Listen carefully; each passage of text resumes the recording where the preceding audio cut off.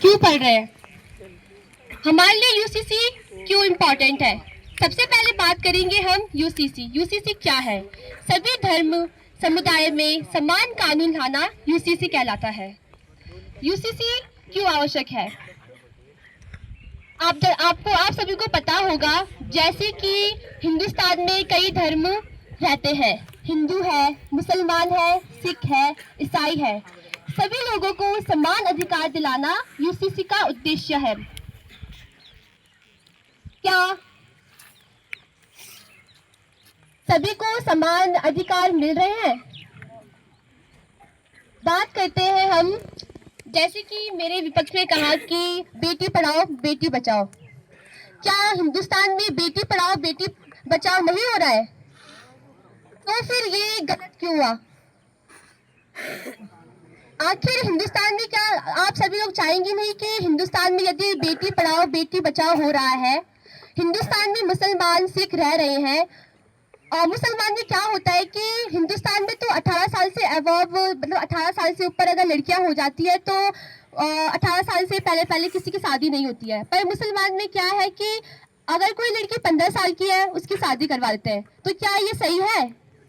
नहीं है। तो फिर आप बोल रहे हैं कि बेटी पढ़ाओ बेटी बचाओ, तो क्या ये अगर यूसीसी बोलता है कि हिंदू उसमें मुसलमान में भी बेटी पढ़ाओ बेटी बचाओ होना चाहिए, तो क्या ये गलत है? तो क्या आप लोग चाहते नहीं हो कि अगर हमको भी हिंदुस्तान में भी सभी लड़कियों को बोल रहे हैं कि बेटी पढ़ाओ बेटी बचाओ, लड़कियां भी लड़कों की बराबरी कर सकती है, अगर ये कानून भी अगर मुसलमान में, सिख में, ईसाई में, जहाँ पर लड़कियों को दबाया जाता है कि ये लड़की है ये नहीं करेगी, लड़कों की बराबरी नहीं कर सकती है, तो क्या ये गलत है? अगर ये संविधान, अगर ये यूसीसी बोलता है कि सिख में भी ये होना चाहिए कि लड़कियों को पढ़ाना चाहिए, लड़की बेटी बचाओ बेटी पढ़ाओ होना चाहिए, तो क्या ये गलत है? नहीं। तो यूसीसी अगर हमारे उत्तराखंड में यूसीसी आई है, तो मेरी तरफ से तो यूसीसी अगर पूरे भारत में आएगी तो अच्छी बात है, सभी को समान अधिकार मिलेगा। तो यूसीसी के उद्देश्य है कानूनों में समानता लाना। जैसे कि आपको पता होगा, यदि कोई हिंदुस्तान में कोई अगर मुजरिम होता है, मुसलमान में कोई मुजरिम होता है, तो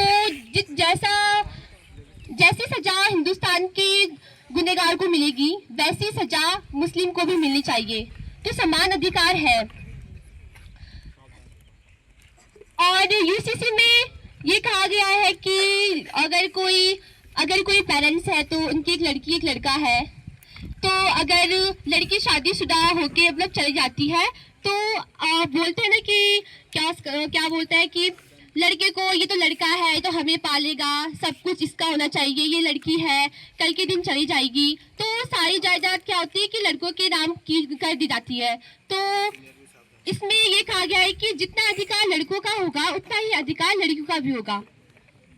और इसमें जब यूसीसी उत्तराखंड में पूरे भारत में आएगी तो पॉलीगैमी या बहुविवाह पर रोक लगेगी। मतलब हिंदुस्तान में एक से ज्यादा शादी मान्य नहीं होती है, पर मुसलमान में कोई भी एक शादी कर रहा है, 2 शादी कर रहा है, 3 शादी कर रहा है, वहाँ पे मतलब कुछ ऐसा बोलती नहीं है कि क्यों कर रहा है, पर हिंदुस्तान में ऐसा नहीं है। तो ये समान कानून लाना अनिवार्य है। Thank you.